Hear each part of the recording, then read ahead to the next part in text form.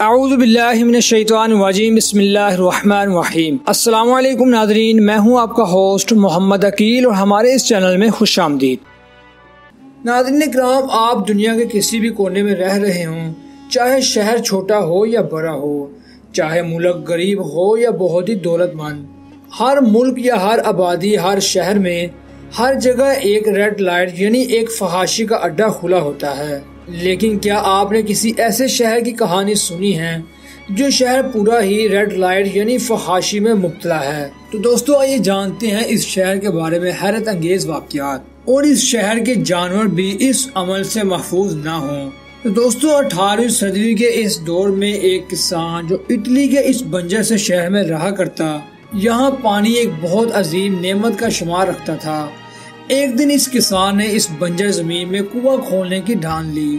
دوستو اس کنویں سے پانی تو نہ نکلا، لیکن کنویں سے ایسا کچھ برآمد ہوا جس کی تلاش صدیوں سے جاری تھی۔ ایک گمشدہ شہر، اپنے دور کی شاندار بستیوں میں سے ایک، جس کی تلاش ماہرین کو 2000 سال سے تھی۔ یہ شہر جس قدر حیرت انگیز ہے، اس کی کہانی بھی اسی قدر حیرت انگیز ہے۔ یہ شہر تھا بڑے رومن امپائر کے تجارتی قافلے کا۔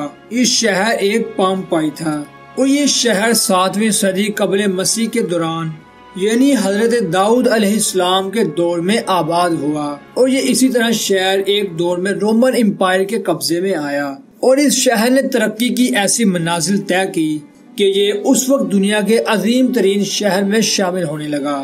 کاروبار یعنی جسمتوں، لذتوں اور عظمتوں کا۔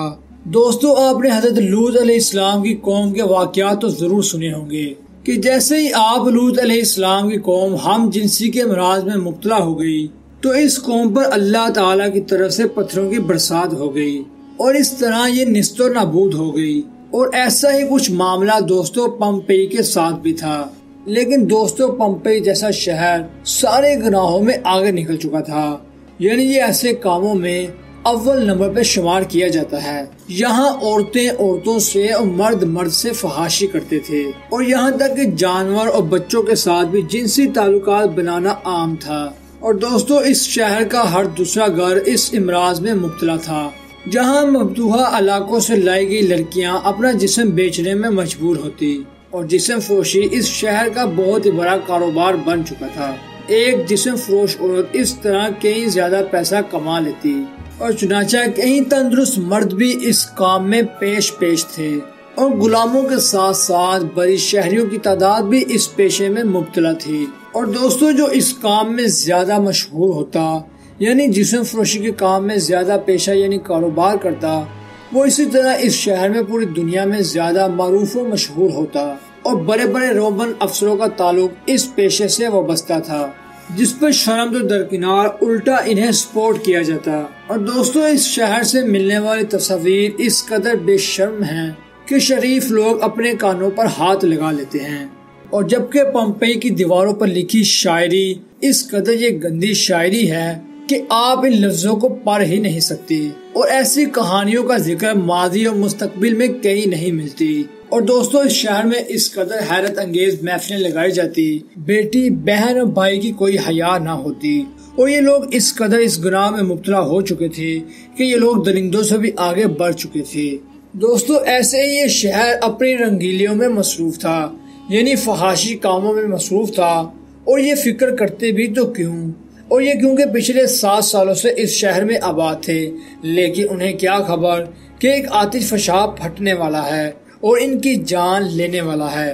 لیکن حضرت عیسیٰ علیہ السلام کے آسمان پر اٹھائے جانے 80 سال کے بعد ایک دن دوپہر میں یہ آتش فشاں اس قدر پھٹا کہ آسمان میں دور دور تک اس کی راکھ اور پتھر اٹھنے لگے، اور کچھ دیر بعد یہ لاکھوں ٹن راکھ اس شہر میں آ پڑی، جس نے موقع پر ہی 20,000 لوگوں کو ہلاک کر دیا، اور کچھ لوگوں نے سمندر کی جانب بھاگنے کی کوشش کی، لیکن اس راکھ نے پورے شہر کو اپنی لپیٹ میں لے لیا، اور 3 دن کے اندر پورے شہر کو ہی ہلاک کر کے رکھ دیا، اور یہ شہر پہچانا نہیں چاہتا تھا کہ یہاں پر لوگ کبھی آباد تھے۔